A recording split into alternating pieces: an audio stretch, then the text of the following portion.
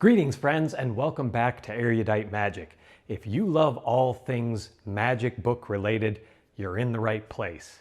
I'm so glad you've discovered my channel. My name is Jeff Kowalk, and I'm happy to take you on a journey through some magical books. Today we have a really cool, different book, and once again I was approached about reviewing this. So while I was given a review copy of the book, I was not paid for the review.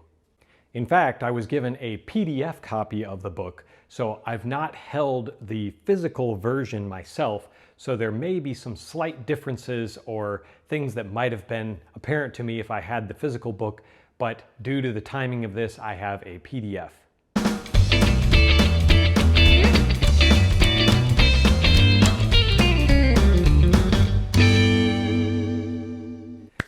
Thank you so much for liking, for watching, for subscribing, for telling your friends about this. I do this because I want to provide value, a service to you to talk about magic books and help you understand what might be a good addition to your library and what you might want to wait until later or avoid completely. So if you're getting value out of this, please consider subscribing, consider liking the video and telling your friends about it. It means a lot.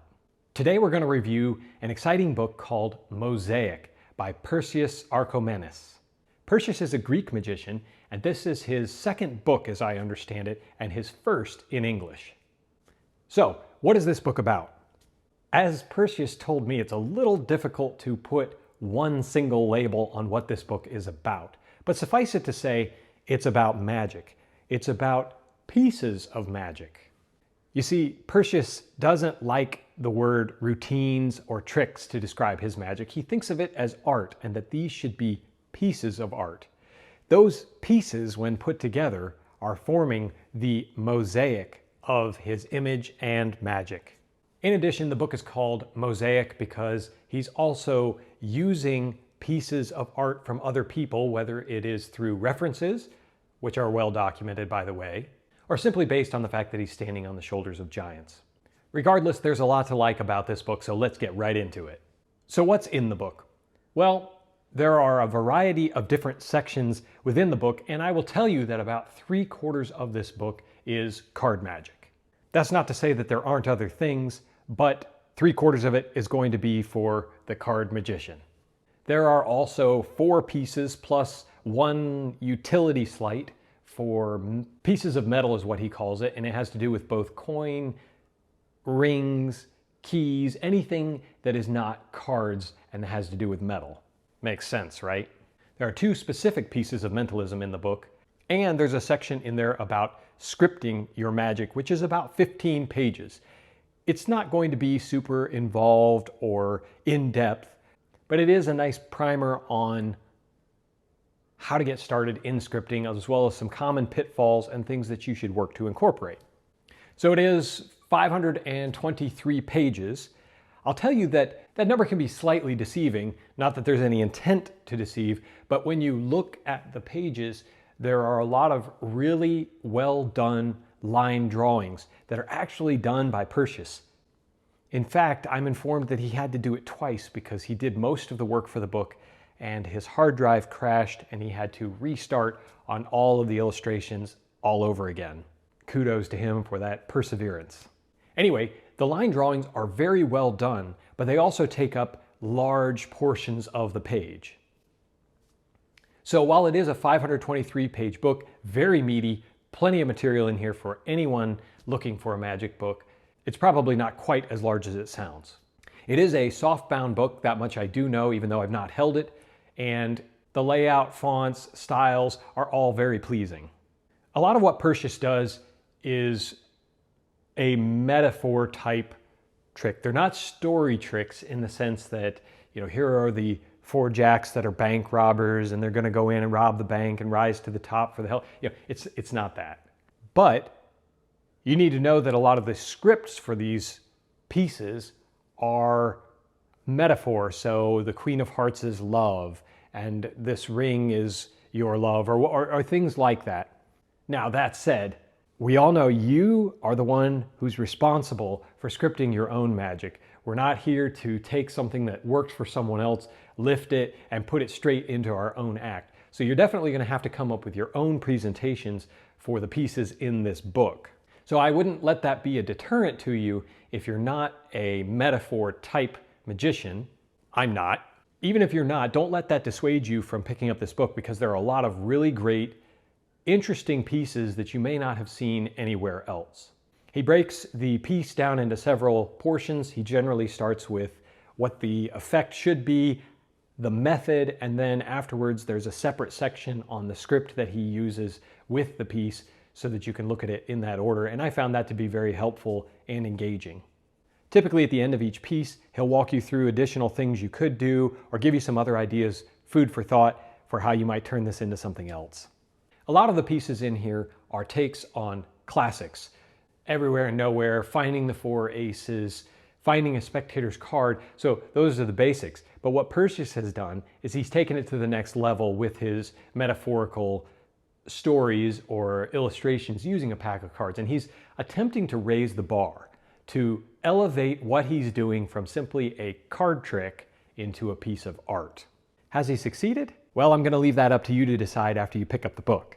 The neat thing is that even if you don't believe in doing metaphorical magic, at least this is going to give you one more perspective on how you might do it and do it effectively. You're probably wondering, what kind of skill level do you need to buy this book? Well, in my opinion, this is for the intermediate to advanced magician. Why do I say that? The very first piece in the book has you using a pass, the KM move, a double lift, and a pass to clean up. So if that gives you a little bit of an idea of the skill level that's required, you start to get an idea of who the intended audience is for this book. In fact, he tells you to use some of your favorite methods for some of these, so it's not going to be super descriptive when it comes to the basic sleights, like a pass or a double lift, or even the KM move. The second piece in the book has the magician controlling multiple cards in order to the top, doing a top change, a pinky count, a twirl change, and a cardini change. If some of these sleights that I'm throwing at you don't resonate or you don't know what I'm talking about, this book may be slightly beyond your capabilities right now. However, like most books, there is the ability to switch out to whatever sleights work for you. Everything he's describing, you don't need to do it the way he did it. In fact, as I was reading through it, there were times that I thought to myself, well, couldn't you just use a double undercut for this particular thing instead of a pass? And that's certainly a possibility, so don't feel intimidated by the fact that Perseus is asking you to use what I'll call elevated sleights. So there's a lot to like about this book. There are also a few things that I think detract from the overall quality, none of which I think rule it out of contention for purchase, just things that I want all of my viewers to know about because I do fair and honest reviews. The first thing is that some of the descriptions are out of order to me. For example, the DPS is referenced early on in one of the effects, but it's not defined. For the advanced amateur, everybody knows that's the diagonal palm shift. However, later in the book, it's actually starred next to DPS. It said diagonal palm shift with a star. 10 pages later, the star is defined down at the bottom and tells you that you can find that in S.W. Erudite's classic work, The Expert at the Card Table. Even later in the book, Perseus actually gives you a brief description of how to perform the diagonal palm shift. There are a few things based on the order that left me scratching my head a little bit, why it was not defined at the beginning, defined in the middle with a place to go find it, and then later actually described how to perform it. I think that at one point, perhaps these pieces were put in a different order, and during the editing phase, it was never rearranged to explain the diagonal palm shift earlier on. Again, I don't think it's something that's going to detract from the overall value of the book. I just want you to know there are a few little nitpicky things like that that crop up throughout the book. Perseus did a great job of getting everyone's permission to use the material here. You're going to find pieces in here that have their genesis in people such as Guy Hollingworth and Aaron Fisher, among others, and Perseus explained to me that he received permission from every single person directly to use their idea in his book. And he references that. At the very end, there's a section on credits. And one of the things, again, for nitpicking, but this is because I'm a bibliophile, what I would have liked to have seen would be more specifics about that bibliography. I would like to see what book I could find more information and potentially a reference to the actual effect or sleight.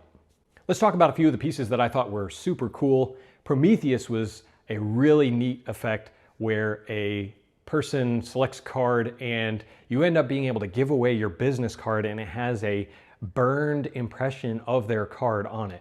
I think it's an awesome, if not the best, way that I've ever read to give away your business card. So if that's your thing, again, even if you don't use the methodology or the wording that he uses that might be more metaphorical, I think this is a fantastic way to give away your business card in a magical and memorable way. I would say that the trick ignited my imagination, but that may just be the Marty Caine book rubbing off on me. Let's talk for a minute about the mentalism pieces. There are several pieces in this book that I think could be presented as mentalism. For example, he's giving you his 2015 Illusionist release week in this book.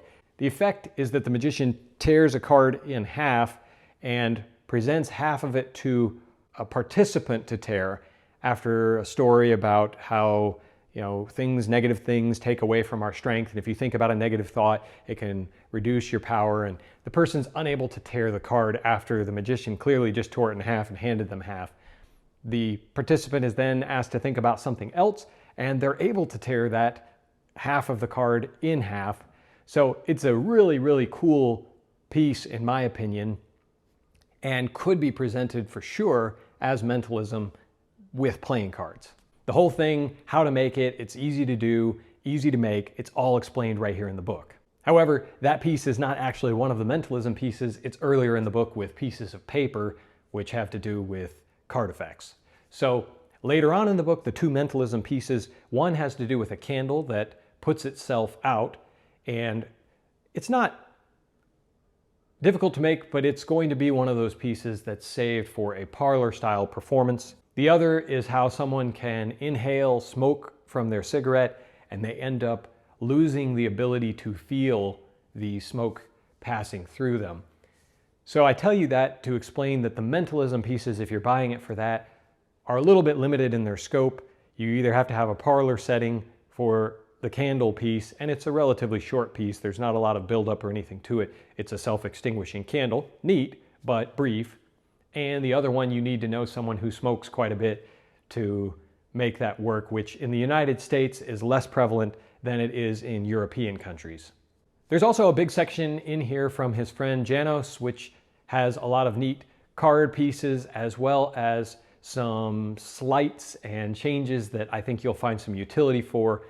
The sleight or the change in the Janos section, Perseus claims you can waste a lot of your life trying to perform it because it's so difficult to do. So again, going back to that idea that this book is probably for the advanced amateur, it's not self-working tricks by any means. However, as previously discussed, you can make these work for you by adapting some of the sleights, and I don't think it should dissuade you from picking this up. Let's talk quickly about the value proposition.